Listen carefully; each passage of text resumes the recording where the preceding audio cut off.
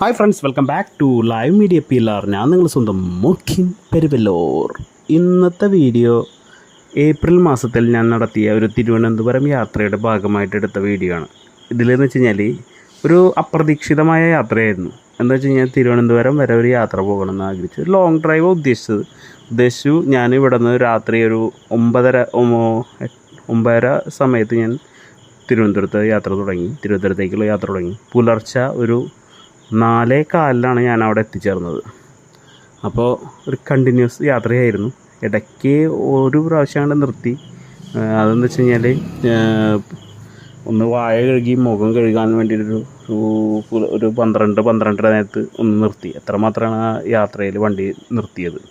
അപ്പോൾ ഒരു കണ്ടിന്യൂസ് യാത്ര പോയതാണ്. അപ്പോൾ അവിടെ ഇപ്പോൾ കണ്ടതാണ് തിരുവനന്തപുരം പത്മനാഭസ്വാമി ക്ഷേത്രത്തിൽ അന്ന് ആറാട്ട് നടക്കുന്ന ദിവസമായിരുന്നു. അപ്പോൾ അന്നത്തെ വീഡിയോ ആണ് ഞാൻ നിങ്ങൾക്ക് മുന്നിലെത്തിക്കുന്നത്. ഇതിൽ എന്താ പറയേണ്ടതെന്ന് എനിക്കറിയില്ല. കാരണം എന്താ വെച്ച് കഴിഞ്ഞാൽ അവിടുത്തെ സവിശേഷതകളെക്കുറിച്ചൊന്നും എനിക്കറിയില്ല. അതറിയാത്ത കാരണമാണ് ഞാനിങ്ങനെ എൻ്റെ യാത്രാ വിവരണമായിട്ട് പറഞ്ഞു തീർക്കുന്നത്. പിന്നെ അവിടെ അന്ന് ചെന്നപ്പോൾ ആകെ ദീപാലങ്കൃതമായിരുന്നു. പിന്നെ അർജുനൻ എന്താ പറയുക, പഞ്ചപാണ്ഡവന്മാരാണ് ശ്രീ പത്മനാഭന് കാവലായിട്ട് നിൽക്കുന്നത്. അപ്പോൾ അവരുടെ രൂപങ്ങളാണ് നിങ്ങൾ മുന്നേ കണ്ട രൂപങ്ങൾ. നകുലൻ, സഹദേവൻ എല്ലാവരും ഉണ്ട്, ഭീമനൊക്കെ ഉണ്ട്. അവരുടെയൊക്കെയാണ് രൂപങ്ങളാണ് അവിടെ ഉണ്ടാക്കി വെച്ചിട്ടുണ്ടായിരുന്നത്. വളരെ പ്രാധാന്യം അർഹിക്കുന്ന ഒരു ദിവസമായിരുന്നു ഞാൻ അവിടെ എത്തിച്ചേർന്നത്. അവിടെ അന്നാണ് ശ്രീ പത്മനാഭൻ ശ്രീകൃഷ്ണ വേഷത്തിലാണോ എന്താണെന്നറിയില്ല, ശ്രീ പത്മനാഭൻ പുറത്തേക്ക് എഴുന്നള്ളുന്നത്, ആറാട്ടിനായി പുറത്തേക്ക് എഴുന്നള്ളുന്നത്.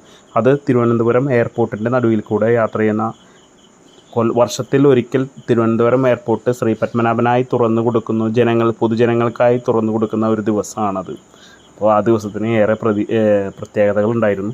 നല്ല റഷും ഉണ്ടായിരുന്നു കേട്ടോ. അങ്ങനെയാണ് അന്നത്തെ ദിവസം കഴിഞ്ഞു പോയത്.